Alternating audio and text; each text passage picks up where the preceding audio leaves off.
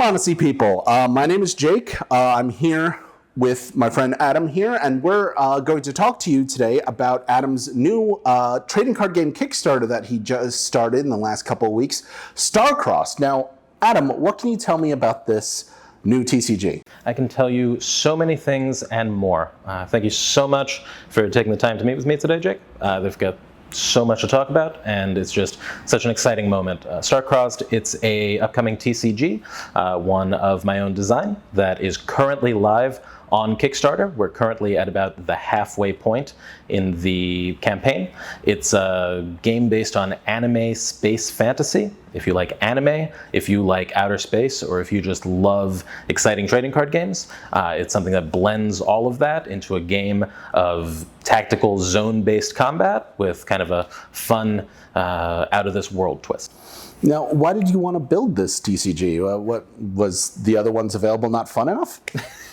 TCGs are fun. There are so many games that I absolutely love playing, and so many games that I've drawn inspiration from in putting this project together, and so many just ideas that have been bubbling as a result of spending so much time playing so many fun games that are out there.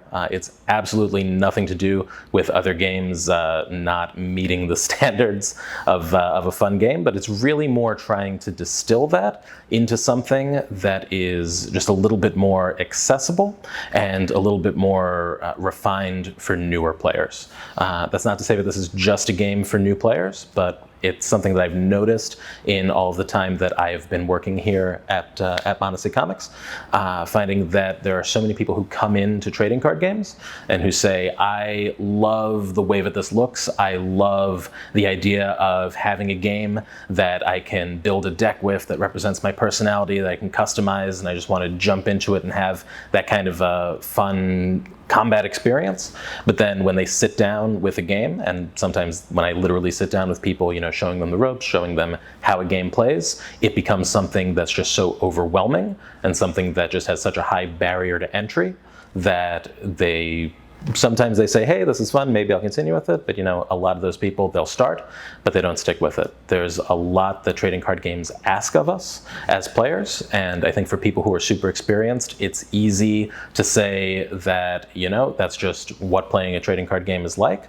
But at the same time, what I'd like to do with this game, and what people are already starting to see, is that trading card games don't have to be something that take a lifetime of dedication just to understand the basics of. That it can be something that you can pick up, that you can play, and that, as with Starcrossed, by the time you get to the end of your first game, you're ready to teach someone else. So is it just for new players, or is it more of like an aesthetically pleasing thing? I think aesthetics is an interesting question there, not just visual aesthetics, but also game design aesthetics. That's something that was very important, to make something that's not necessarily simple, but something that is clean and something that plays smoothly. Something that's really important to me as far as gameplay goes is, having things be as elegant as possible, and having something where every rule has a purpose and you don't have more than you need. I think it's possible with a lot of trading card games, especially things that have been around for a long time and have different layers of rules that have built up over a while. It's possible to kind of get lost in that in that labyrinth of history. And that can be fun for someone who's well invested in a game. But at the same time, to me, I think it's important that if you start, you know where you're going to end. So Starcrossed isn't something that you need to be a beginner player in order to enjoy, and it's definitely not something where if you start playing it, once you understand the basics, there's nothing more to it. Instead, it's a game with a roadmap. So we're starting with the base set, but at the same time, there's lots laid out in front. The Kickstarter is just for the base set and starter decks, but it's something that has a strong foundation that's almost modular in design, where new mechanics and new elements can be added in and built on in order to make something that becomes more diverse and has more depth of play, but without adding more complexity that creates a higher barrier to keep newer players out as the game goes on. Now, you mentioned Kickstarter before. How is it to set up a new trading card game, or rather set up a Kickstarter at all? I've tried myself. It's not very intuitive. I think Kickstarter is really just a boon to the trading card game community. I mean, there was a time not too long ago when if you wanted to build a trading card game, you had to either already be a company that produces trading cards or produces games, or you had to come at something with an IP that people are already familiar with that is going to sell games no matter what.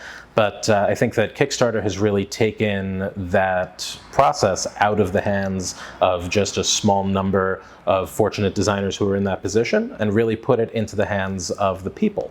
Kickstarter is something that allows people to vote with their dollars and allows you to build a community from the ground up and then establish, let's just say, to build out from there. It's something where we have currently a little over 100 backers. We're at about $25,000, and that's just at this stage. We're only about halfway there. But all of those people are people who care about this game and people who are forming the foundation of what we're doing. So if when we wrap up that campaign, it doesn't matter if we have 100 people, it doesn't matter if we have 1,000 people, it doesn't matter if we have 10,000 people who are interested in the game, those people are going to be able to play, and then that's going to be able to grow organically. And that's more important to me and more important to Starcrossed than having a massive launch where you're in 10,000 stores. What's more important is launching with people who care about what we're doing and who want to be a part of the community that we're building. And that community support is something that you can see on a platform like Kickstarter that you're not necessarily going to see just by making something and putting it out there just through brute force. Now, you've built this game. What exactly are we getting in it? So we have a couple of components that are launching at once for the Starcrossed trading card game.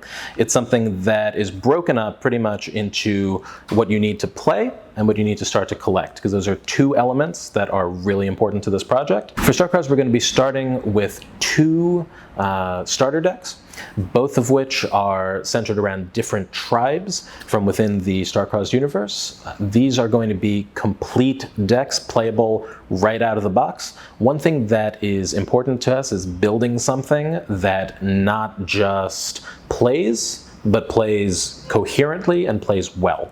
There are a lot of starter deck products you could see sometimes for certain games where, sure, you'll have a sampling of different cards, but they don't really come together as a full deck. This is something where we're not limiting to, let's say, oh, there's one really good card and you could play up to 3 of them, but we're only giving you 1. We want these to be representative of what a full Starcrossed deck is going to play like. Yeah, at this point, we have 2. If we meet some of our stretch goals, we might be able to expand that out to 4 decks total.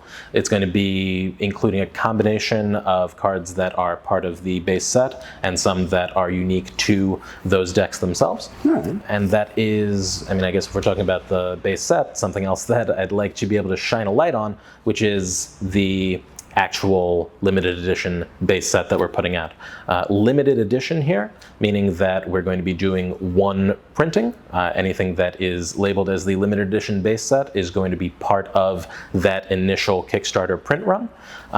It's going to have 108 cards total, 7 cards per pack, 24 packs per box, mix of commons, uncommons, and rares, with a little bit of foiling thrown in there. One thing to clarify is that it's not a Kickstarter exclusive set, in that it's not something where if you don't sign up for the Kickstarter, you're not going to be able to access these cards. If you're trying to build community, one thing that's really important is making sure that people actually can play the game. You know, the collectability is something that's important to a lot of people, and we really want to have a lot of fun goodies that people can go in and enjoy getting and building out their binders and their displays. But at the same time, we don't want to do that at the cost of people being able to play this game, because if you can't play a game, you don't have a game. But that said, it's something that's still going to be limited to a single print run. So, but once the Kickstarter ends, that's going to lock in how much funding that we have for that initial printing. Limited edition base set is going to be done in a single printing. Some number of that is going to be part of Kickstarter rewards, and we have different tiers where people can get different quantities of boxes or additional things in different combinations. But then after that, anything that's left is going to be available retail through various means that are really going to depend on what that final number available is, though what that final number available is and what the size of that print run is going to depend on where we finally end numerically once this Kickstarter wraps up. So how can people get involved and learn more about the game? I think involved is a really important word that you use there. Obviously, we have the Kickstarter going, so if people are interested in pledging, if people are interested in being a part of the foundation of this game, that's always an option. But if you're interested in just learning more, we've got lots of resources up on our website, starcrossed.tcg.com. We'll have links in the description of the video. And we also have a Discord server that's going right now that is a great hub for people who are getting involved, to have an opportunity to share their enthusiasm, and really, that's what makes this game into what it is. I mean, that's something that is really important to the game is community. So if you are interested in picking this up, then the Kickstarter is a great way to approach. But even if you just want to get a feel for what the landscape is like and get an understanding of, what's this community all about, the Discord's definitely a great way to dip your toes in and learn a little bit more. And in the future, we're going to have coming up on our website and available to folks a little bit more instructional material as well. We've got a full copy of the rules on our website, but a real full-on demo of what gameplay actually looks like is something we're hoping to put together. And eventually, a little bit further down the line, we're going to be putting together a pair of print and play demo decks. These are not full decks like the starter decks are going to be, but they're more a sample that you don't need to wait for the cards to come out in order to get a feel for it and try it out for yourself. Awesome. That's starcrossdcg.com. Go check it out. You're not going to thank me for coming, Jake? No.